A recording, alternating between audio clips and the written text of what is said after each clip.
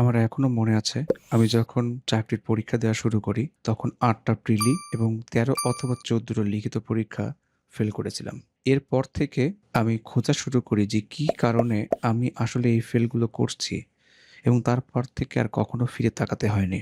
তো আজকে আমি ৪ টা কারণ আলোচনা করব, যার কারণে আমি প্রিলি অথবা লিখিত পরীক্ষা টিকতাম না। আমার দৃঢ় বিশ্বাস আপনাদের ক্ষেত্রেও এই ৪ টার যেকোনো একটা মিল পাবেন। চলুন শুরু করি। ১ম কারণটা হচ্ছে প্রশ্ন না বুঝা। এটা কিন্তু বাস্তব। আমরা অনেক ক্ষেত্রেই প্রশ্ন বুঝতে পারি না। প্রশ্নে চাই একরকম আর উত্তর দিয়ে ফেলি আরেক রকম। যেমন প্রশ্নে ছিল যে ইফেক্টস অথবা ক্যারেক্টারিস্টিক্স, কিন্তু আমরা দেখা গেল যে অ্যাডভান্টেজেস, ডিসঅ্যাডভান্টেজেস থেকে শুরু করে ডেফিনেশনস সবকিছু দিয়ে বসে থাকি। তো প্রশ্ন না বুঝে যদি উত্তর করা হয়, তাহলে কিন্তু মার্কস একদমই কম আসে। ২য় যে কারণটা আমি পেয়েছিলাম সেটা হচ্ছে সময়ের ভুল ব্যবস্থাপনা। দেখা যেত যে পরীক্ষাতে কোনো না কোনো প্রশ্নের উত্তর আমি ঠিকই রেখে আসতাম, কিংবা অনেকগুলো প্রশ্ন আমি যথেষ্ট লিখেছি, কিন্তু শেষের দিকে ১ টা বা ২ টো উত্তর আমি কিন্তু বাদ রেখে আসতাম অথবা কম লিখতাম। তো আসল স্ট্র্যাটেজি হচ্ছে যে আপনাকে উত্তর মোটামুটি সবগুলোই সমানভাবে দিয়ে আসতে হবে।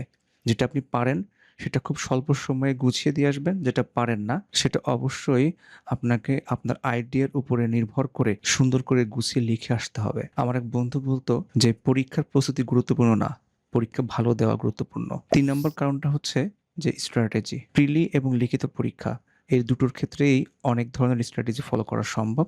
তবে আমি ৩-৪ রকমের স্ট্র্যাটেজি ফলো করতাম, যেগুলো হয়তো সামনে আলোচনা করা হবে কোনো না কোনো ভিডিওতে। তো আপনি পরীক্ষা ঠিক কিভাবে দিবেন? যেমন প্রিলি পরীক্ষাতে আপনি প্রশ্নগুলো কিভাবে সলভ করবেন? কোন ধরনের প্রশ্ন প্রিলি পরীক্ষাতে আপনি আগে দাগাবেন, আবার কোন ধরনের প্রশ্ন আপনি পরে দাগাবেন? ম্যাথ আগে করবেন কিনা? এছাড়া লিখিত পরীক্ষায় আপনি ম্যাথ দিয়ে শুরু করবেন, কিংবা লিখিত পরীক্ষাতে আপনি কোন প্রশ্নের উত্তর কতটুকু সময় লিখবেন? এগুলো আগে থেকে ফিক্স করে রাখা উচিত। আপনারা খেয়াল করবেন যে আমি কিন্তু এখানে ৩ টা ছবি দিয়েছি। ৪ নাম্বার দিইনি। ৪ নাম্বার কারণ হচ্ছে ভাগ্য। আসলে ভাগ্য খুবই গুরুত্বপূর্ণ। আপনার যতদিন সময় না হবে, ততদিন আপনি কাঙ্ক্ষিত কোনো কিছুই পাবেন না। সো এজন্য pray for yourself, pray for your life, pray for a good job.